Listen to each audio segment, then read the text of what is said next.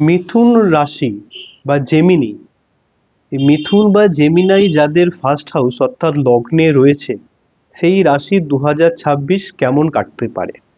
একদিক থেকে এই বছরটা মিথুন রাশির লোকেদের জন্য একটা ট্রান্সফরমেটিভ ইয়ার হতে চলেছে, এবং তাদের জন্মছকে যদি বৃহস্পতি ভালো জায়গায় থাকে তাহলে তাদের পক্ষে কিন্তু খুবই ভালো হতে পারে। তার কারণ বৃহস্পতি লগ্নে থাকবে মে মাস অবধি। তো মে মাস অবধি হয়তো আপনার একটু ওয়েট গেইন হতে পারে, আপনার পড়াশোনা ইত্যাদির ক্ষেত্রে ভালো হতে পারে, আপনার পড়াশোনার ক্ষেত্রে মন লাগবে। এবং যারা বিবাহের চেষ্টা করছেন বা যারা সন্তান সন্তান পাওয়ার চেষ্টা করছেন, তাদের জন্যও কিন্তু জানুয়ারি থেকে মে এই 5টা মাস খুব ভালো সময় বৃহস্পতির এই ট্রানজিটের জন্য।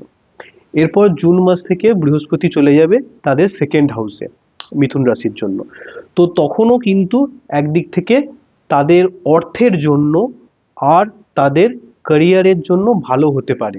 নতুন চাকরির সুযোগ, ব্যবসার সুযোগ, চাকরিতে বা জব ট্রান্সফরমেশন, জবে কোনো ট্রান্সফার মানে কোনো ধরনের নতুন চাকরি পাওয়া, বেটার চাকরি পাওয়া, এটা কিন্তু জুন থেকে ডিসেম্বর অবধি হতে পারে।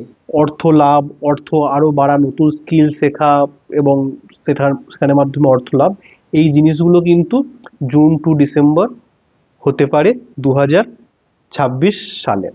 শনি আপনাদের 10th হাউসে থাকছে, এটা প্রফেশনের হাউস, প্রায় সারা বছর মানে সারা বছরই থাকছে।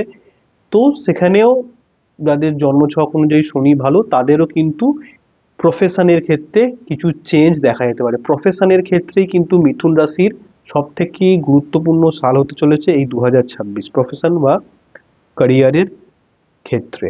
রাহু 9th হাউসে থেকে আপনার ভাগ্যকে নিয়ন্ত্রণ করবে এই বছর, এবং কেতু 3rd হাউসে থাকবে।